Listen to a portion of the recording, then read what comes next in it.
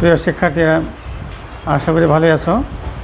আমরা আজকে তোমাদের সামনে আলোচনা করব দশম শ্রেণীর হিসাব বিজ্ঞানের দশম অধ্যায় চলতি অনুপাত এবং তারল অনুপাত নিয়ে। এই দুইটা অনুপাত নিয়ে আমরা তোমাদের সামনে আজকে আলোচনা করব। চলতি অনুপাত অর্থাৎ একটা ব্যবসা প্রতিষ্ঠানে চলতি সম্পদের পরিমাণ তার চলতি দায়ের অনুপাতে কী পরিমাণ আছে এটা দেখা। আর তারল্য অনুপাত হলো অর্থাৎ নগদ টাকা রূপান্তর করা যায় এমন সম্পদ আর চলতি দায়ের মোকাবেলায় তুলনায় কী পরিমাণ আছে সেটা দেখার জন্য। এখন চলতি অনুপাত যেমন ধরে নেই আমরা এবিসি একটি এন্টারপ্রাইজ লিমিটেড, এটার মোট মুনাফা আছে 10,000, এরপরে ওই নেট মুনাফা 8,000। আমরা এবি কোম্পানিটা আলোচনা করব। দুইটা কোম্পানি দেওয়া আছে, এবি কোম্পানি একটা বিসি কোম্পানি। আমরা এবি কোম্পানিটাকে আজকে আলোচনা করব, দেখাবো। তো নেট মুনাফা আছে 8,000 টাকা, চলতি সম্পদ 9,000 টাকা, চলতি দায় 5,000 টাকা, মজুদ পণ্য আছে 1,000 টাকা। এখন দুইটা অনুপাত আমরা লিখলাম। চলতি অনুপাত এটা সূত্র হলো চলতি সম্পত্তি ডিভাইডেড বাই চলতি দায়। এটা মান বসাতে পারলে যেটা হবে সেটাই আমাদের চলতি দায়। চলতি অনুপাত আমরা বের করলাম। যেমন চলতি সম্পত্তি কী কী আছে? চলতি সম্পত্তি আছে আমাদের এখানে 9,000 টাকা। কী কী আছে? চলতি সম্পত্তি 9,000 টাকা। চলতি সম্পদ দেওয়া আছে আমাদের 9,000 টাকা, আর চলতি দায়ও দেওয়া যায় আমাদের 5,000 টাকা। তো চলতি দায় থেকে চলতি দায় চলতি সম্পত্তি মাইনাস ডিভাইডেড বাই চলতি দায় যেটা হবে অনুপাতগুলি আমাদের 1:8:1। তাহলে আমরা চলতি অনুপাত পাইলাম, আমরা চলতি সম্পত্তি দেখা গেল 1:8:1।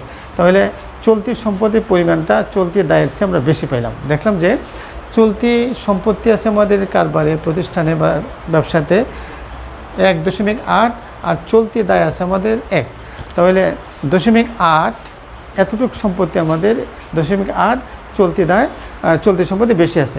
তাহলে বোঝা গেল প্রতিষ্ঠানটির অবস্থান ভালো, কারণ দায়ের চেয়ে সম্পত্তি তার বেশি আছে। দায় পরিশোধ করার পরেও তার সাথে সম্পত্তি থেকে যাবে, কাজেই প্রতিষ্ঠানটির অবস্থান ভালো। এখন দেখা যাক তারল্য সম্পদটা কেমন দেখা যায়।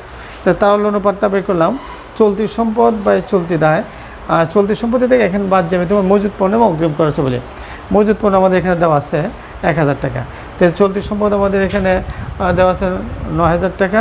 তো 9,000 টাকা থেকে আমরা 1,000 টাকা বাদ দিলাম, দেওয়ার পর 8,000 বাই 5,000 টাকা।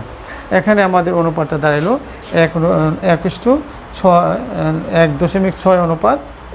তাহলে এখানে আমরা দেখতে পাইলাম যে প্রতিষ্ঠানের তারল্য অনুপাত চলতি দায়ের চেয়ে বেশি আছে। চলতি দায় আছে এখানে 1 আর তারল্য অনুপাত আছে 1.6। অর্থাৎ নগদ টাকা রূপান্তর করা যায়। আর এই পরিমাণ সম্পত্তি নগদ টাকায় খুব অল্প সময়ে দ্রুত সময়ে কোম্পানির যে সম্পদগুলো আছে নগদ টাকা রূপান্তর করতে পারে, এই পরিমাণ সম্পদ কোম্পানির হাতে আছে 1.6। আর দায় আছে, তাকে দায় পরিশোধ করতে হবে, তার আছে 1। তাহলে দেখা গেলো 1-এর চেয়ে 1.6 বেশি। তাহলে এখানেও দেখা যেতেছে কোম্পানির তারল্য সম্পত্তিটাও বেশি আছে, দায়ের চেয়ে তার বেশি আছে। তাহলে উভয়ের ক্ষেত্রে আমরা দেখলাম চলতি অনুপাত এবং তারল্য অনুপাত দুইটার ক্ষেত্রে আমরা দেখতে পাইলাম যে কোম্পানির দায়ের চেয়ে তার অবস্থান ভালো, মোটামুটি কোম্পানিটা ভালো, এটা আমরা বলতে পারি। এটা নির্ণয় করার অর্থাৎ আমাদের অনুপাত নির্ণয় করার উদ্দেশ্য হলো কোম্পানি কী অবস্থায় আছে, সে কি মানে ক্ষতির দিকে এগোচ্ছে না সে লাভের দিকে এগোচ্ছে, সে কি আস্তে আস্তে মুনাফার দিকে এগোচ্ছে না লসের দিকে এগোচ্ছে, কোম্পানির শেয়ার হোল্ডারে কি মুনাফা প্রত্যাশা করতে পারে না লোকসানে বোঝা মাথা নেওয়ার জন্য অপেক্ষা করতেছে। এই বিষয়টা বোঝার জন্য আমরা এই অনুপাতগুলি নির্ণয় করি। আর যখন এক কথায় এটা দ্বারা কোম্পানির একটা প্রতিচ্ছবি বেরিয়ে আসে যে কোম্পানিটা আসলে স্বনামধন্য না এটা আসলে লোকসানের মুখী, এই জন্য আমরা ওই অনুপাতটিকে বের করে নিই। তাহলে আমরা দেখলাম এই দুইটা অনুপাত বের করে দ্বারা আমরা এবি মুনাফাটা দেখতে পাইলাম যে কত আছে, এখনও 1.8:1 আর 1.6:1। দুই ক্ষেত্রে আমরা অবস্থানটা ভালো পাইলাম, কাজে এখানে কোম্পানির অবস্থা মোটামুটি ভালো, এটা আমরা নিঃসন্দেহে বলতে পারি। আর কোম্পানি এটা সার্বিক ফলাফলটাকে একটা সংক্ষিপ্ত চোখের আকারে এটা নিয়ে আসা হয়। তো আশা করি তোমরা বিষয়গুলি মোটামুটি বুঝতে পারছো। তোমরা এগুলি নিয়ে একটু চিন্তা করলে আরও ক্লিয়ার হবে। সকলকে ধন্যবাদ। আজকের জন্য আমরা এখানে রাখলাম।